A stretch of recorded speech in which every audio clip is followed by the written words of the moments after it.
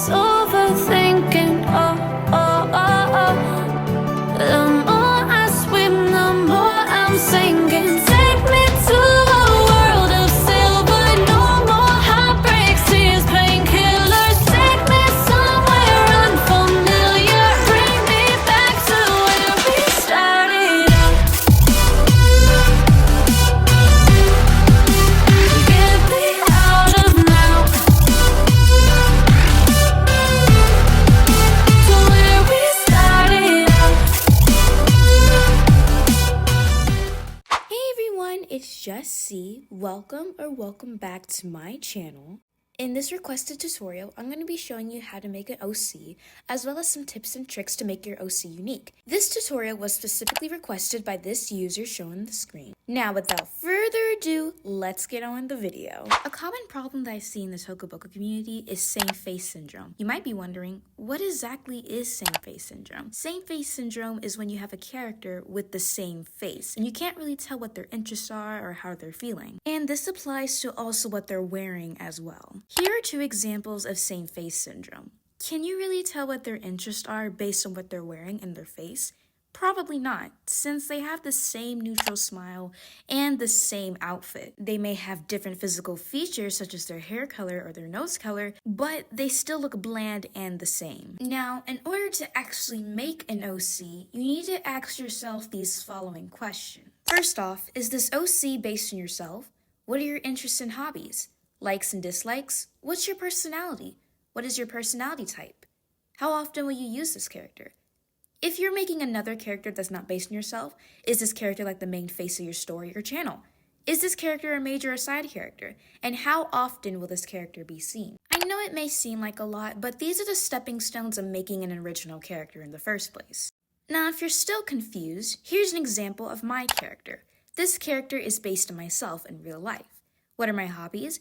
Writing, editing, drawing, photography, and cooking. Personality type, I have an ENFJ. And I'm also an ambivert, which is half extrovert and half introvert. My likes are God, well actually I love him, drawing, desserts, stars, clouds, the color blue, exploring different cultures than my own, learning new things. Now my dislikes are tomatoes by themselves, sponge cake, things being disorganized, I don't mind clutter, arachnid from a show that I really enjoy, and also how often will I use this character to infinity and beyond. Now you might be asking, Actually going to show how to make an OC. I need a visual example. well, luckily for you, I already have an example made. Now let's get to it. So for this character, I decided to make it a sporty character. This was something that I decided to make to show how to make an OC without giving it same face syndrome. You want to make sure that your characters are diverse as much as possible. So since this character is into sports, I made sure to use some sporty elements to represent it correctly. When you are watching a sporting event, you don't really see anyone with long hair. And if they do have long hair, they usually tie it up so it won't get stuck in any machinery or any sporting materials. And also, you usually see people playing sports wearing light clothing so they can have more movement and mobility. And also, to make this character more unique, I'm trying to use different facial features that you wouldn't normally see on a Toca character. Hopefully, this example gives more context to how to make an OC. And here is the final look. Now, the next question you might be asking is, I already know how to make an OC. I just want to know how to make it aesthetic because I see other YouTubers with aesthetic OCs and mine doesn't look so aesthetic, you know? well, how do I make my OC aesthetic, you might ask? Well, it all depends on what you're into and what your favorite colors are.